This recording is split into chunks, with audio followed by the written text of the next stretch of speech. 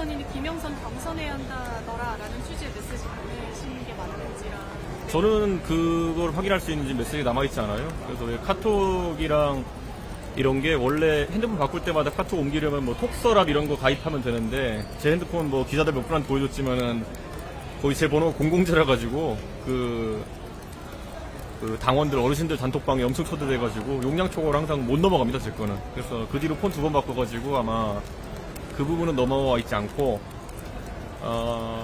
그 시기에 근데 반추에서 생각해보면은 그 시기에 공천에 대해 가지고 굉장히 많은 말들이 그냥 횡행했고 그래서 그 중에서 그때 뭐 명태균 사장이 본인이 뭐 대통령에게 이야기해가지고 이렇게 뭐 공천을 받는 것처럼 알고 있어서 그래서 저는 뭐 그건 아닌 것 같은데 전혀 그런 얘기가 나왔다면 제가 공관위 쪽에 전해 듣기라도 할 텐데 그런 기류가 없기 때문에 그냥 공관위는 그냥 전반적으로 일상적인 절차로 진행한다 이렇게 들어가지고 그런 걸 그냥 잘못 알고 있는 것 같아서 전달해 준 정도라고 생각하시면 됩니다.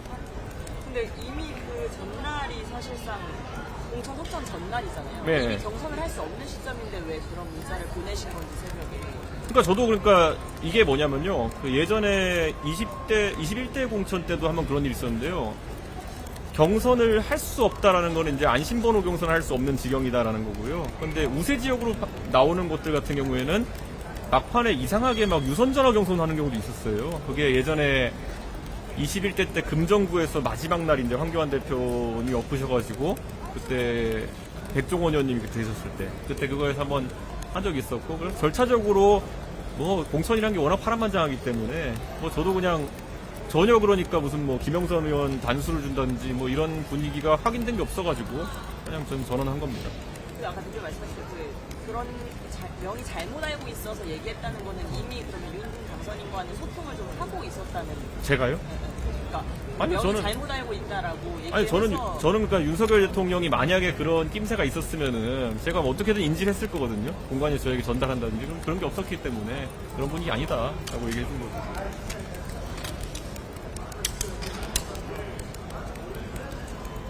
그 이후에 명태균 씨한테 뭐 윤 대통령한테 전화가 왔다, 김영선은 저 주겠다고 이런 취지의 연락을 받으신 기억이 있으시죠? 그거는 없고 제가 알기로는 10일이 이제 공천이 되는 날일 텐데 10일 오전에 이제 공관위 쪽에서 한번 연락을 받은 적이 있고 대충 그때는 이제 6개 지역인가요? 7개 지역인가요? 거기 전반적으로 공천이 어떻게 진행될 것 같다에 대한 얘기를 받은 기록이 있습니다. 거기 혹시 윤상현 당시 공관위원장한테. 네, 공관위원장하고 저는 거의 뭐 하루 이틀에 한 번씩 얘기를 했거든요. 근데 제가 지금 와서 그거를 기록들을 확인해 보니까 저희가 창원 의창보다는 개항에 대해 가지고 얘기를 되게 많이 했습니다. 그래서 그때 마지막 날까지도 제가 그날 그 전화에서 주로 얘기했던 거는 개항에 원래 저희가 전직 의원 한 분을 영입하려고 했었는데 그분이 이제 윤상현 의원과 좀 친분이 있는 것 같아서 그 영입을 시도하다가 최종적으로 불발되었다. 그래가지고 공관에서 원래 원한 대로 윤영선 그 당시 위원장 공천하기로 했다. 뭐 이런 취지의 내용으로 그때 얘기를 했던 걸로 기억해요. 그건 기록이 있습니다. 그건. 네. 그 말인 즉슨 결국 그 재보궐 공천 결과는 5월 10일 당일 오전에 아셨다는 거죠. 그렇죠. 그런데 뭐 그 전에 뭐 7, 8, 9일쯤 되면은 굉장히 공관위원장이랑 상황에 대해 상의는 많이 했습니다. 네. 그래서 뭐 아까 제가 말씀드렸던 의창군 전혀 상의 안 했고요. 공관위원장이랑 7, 8, 9일쯤에는 그때 보면 개항이 이제 주요 핵심 그거라 가지고 특히 제가 최근에 기록 확인해 보니까 6일날 안철수 의원이 이제 그 인수위원장을 그만두는 날이더라고요. 그래서 그 이후에 이제 분당 갑을 어떻게 할 것이냐에 대해 가지고 굉장히 상의를 많이 했던 그런 기록이 있습니다. 근데 그 보도 나오거든요. 그 보도에는 그 의원님이 보내셨다는 카톡이 윤희 김영선 당선해야 한다더라라고 나오거든요. 그런 게 다 이제 그러니까 제가 원래 공천한다고 앉아 있으면은 이런 정보 저런 정보 굉장히 많이 들어오거든요. 근데 거기에 보면은 그 보면 결과적으로 그 말이 완전 틀린 정보잖아요. 그래서 저도 그냥 들리는 정보들 전달하는 거지. 경선한다라는 말이 들린다를 전달하는 거지. 뭐 어디 들었다 이런 건 아니죠. 그건. 거기서 말한 윤은 대통령 당선인인데 대통령이죠. 네. 그것도 누구한테 특정한테 들으신 게 아니고 전원을 그냥 분위기를 뭐 전달했어요. 그렇죠. 왜냐면 결과적으로 틀린 말이었잖아요. 그러니까 저도 공관위에다 직접적으로 이걸 물어볼 상황은 아니었다는 거죠. 지금 그 명태균 씨 측은 이 의원 본인이 뭐 뭐 명태균 씨를 뭐 이용하려다가 이 사태가 불거졌다 이렇게 주장을 하잖아요. 그 주장에 대해서 저는 그거는 명태균 측이라고 자꾸 쓰지 않았으면 좋겠는 게 저에 대해서 아주 공격적으로 임하는 한 변호사가 하고 있는 거기 때문에 저는 그거는 명태균 사장 변호인은 정말 잘못 골랐다라는 인식을 가지고 있습니다. 그래서 원래 변호인이라는 사람이 그 수임한 의뢰인의 변호에 집중해야 되는데 지금 엉뚱한 행동을 해가지고 지금 오늘 영장 심사도 있을 텐데 솔직히 어떤 방어를 했을지 잘 모르겠습니다. 그 여론조사 관련해서 그러니까 미래한국 영수 대표가 의원님께서 2021년 전당대회 나오셨을 때 무상 여론조사를 제공했다라고 이제 주장을 했거든요. 거기에 대해서 혹시 그러니까 이분들이 주장하는 거에 있어서 그러니까 무상 여론조사라고 계속 얘기할 거면은 무엇이 무상 여론조사다라고 해야지 이제 반박을 할 수 있거든요. 예를 들어서 저는 그때 명태균 사장이 예를 들어서 저를 위한 여론조사를 해가지고 저에게 결과치를 제공했다 그런 일이 없습니다. 그러니까 그때 계속 이제 들고 나오는 게 무슨 뭐 PNR과 머니투데이가 했다는 조사가 저를 위한 조사니 그러는데 그 조사 매주 하던 조사였고 그 조사가 시작하는 조사에는 저는 후보에 들어가 있지도 않았어요. 제가 3주 차인가 그때 후보자로 들어가거든요. 그러니까 그런 구조 자체가 말이 안 되는 거고 지금 와서 그냥 갖다 붙이는 거에 가깝다 이렇게 봅니다. 만약에 지금 언론에서 파악한 뭐 특정 여론조사가 있으면은 뭐 저한테 물어보시면 제가 그거 답할 수 있는데요. 그냥 아무 특정 여론조사 없이 그냥 그런 식으로 얘기하는 거는 의미가 없다. 그분들이 아마 그걸 특정해가지고 얘기하면 나중에 그거는 또 반박되고 책임을 져야 될 상황이기 때문에 구체적으로 막기 어려울 거다. 그래서 저는 뭐 그런 부분 파악하시면 저한테 물어봐 주십시오. 그리고 검찰이 의원님에 대한 조사를 검토하고 있다고. 뭐 해봤자 참고인 조사 성격이겠죠. 그러니까 지금 이 상황에서 어차피 공천 전반에 대해서 파악하고 있는 건 어차피 당대표니까 그런 맥락일 거고. 그런데 뭐 최근에 보면은 이제 뭐 검찰에서 흘러나오는 내용들이나 이런 것들 뭐 어떤 경위에서 흘러나오는 건지 모르겠지만은 지금 이 사건에서 가장 중요한 대통령의 공천 개입 여부와는 크게 관계없는 일들을 자꾸 언론에 이렇게 나오게 하는 것은 저는 결코 바람직한 모습은 아닐 것이다 이렇게 생각하고요. 뭐 혹시라도 검찰에서 뭐 확인이 필요한 부분이 있어서 조사를 하겠다고 하면은 전 당연히 가가지고 이미 나와 있는 것보다 더 확실한 것들을 얘기해 줄 의향이 있습니다.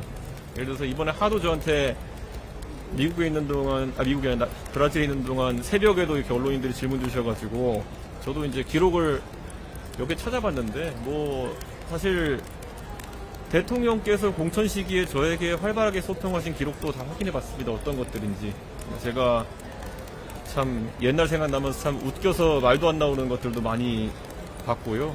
예를 들어서 대통령께서 어느 도당위원장이 이준석이 말을 안 듣는다고 대통령에게 읍소해가지고 저한테 특정 시장 공천을 어떻게 해달라고 하신 적도 있고, 그리고 또 서울의 어떤 구청장 공천을 또 이제 지금 있는 사람들이 경쟁력이 없으니까 주는 게 좋지 않냐 이런 말씀하신 것도 있고, 뭐 이런 거 저도 오랜만에 새록새록 이렇게 다 찾아봤습니다. 그래가지고 뭐 검찰이 그런 부분까지 궁금해할지 모르겠지만은 만약 궁금해한다면은 일체를 다 얘기할 생각입니다.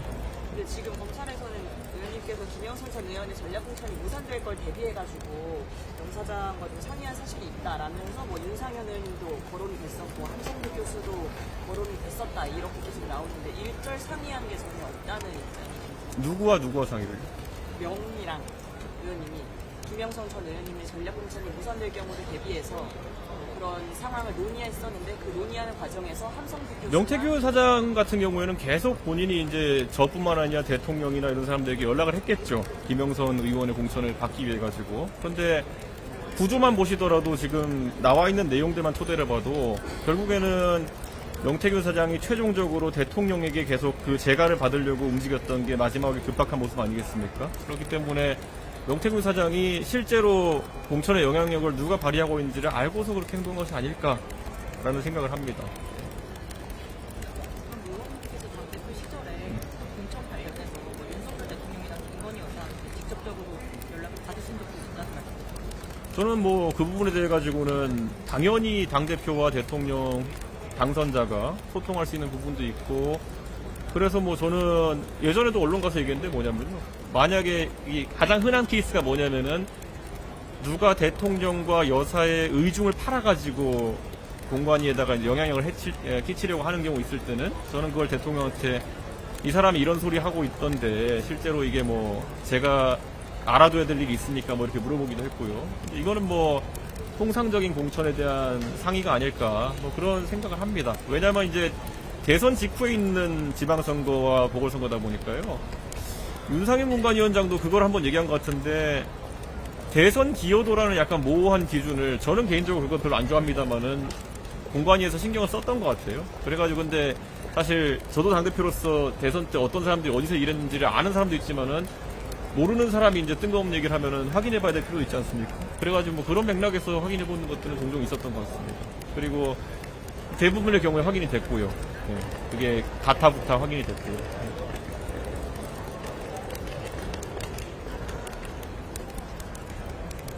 만약 수원지검에서 참고인사 하라고 하면 응하실 생각이 있으신가요? 뭐 내용이 뭔지 봐야겠죠. 근데 지금 예를 들어 명태균 사장과 예를 들어 이런 공천 관계에 대한 거라 그러면은 어차피 저는 당 대표야 뭐 공천에 대해 가지고 무슨 말을 해도 상관없는 지위니까 부담이 없는데, 뭐 김종인 위원장 이름까지 나오는 건 뭔지 모르겠어요.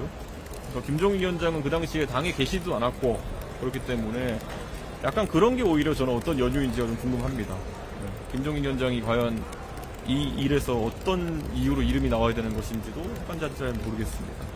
그래서 뭐 예를 들어 명태균 사장과 대화를 주고받았던 사람들 전부 다 소환하겠다느냐? 그런 것도 아닌 것 같고, 네. 그 기준이 좀 명확하면 오히려 응하기 쉬울 것 같습니다. 2022년 4월 네. 명씨 주장인데요. 김영선 전 의원 전략공천을 대표님께서 그때 당시 약속했다 이런 주장인데, 당시에 뭐 전략공천을 대표님께서 설명하시길.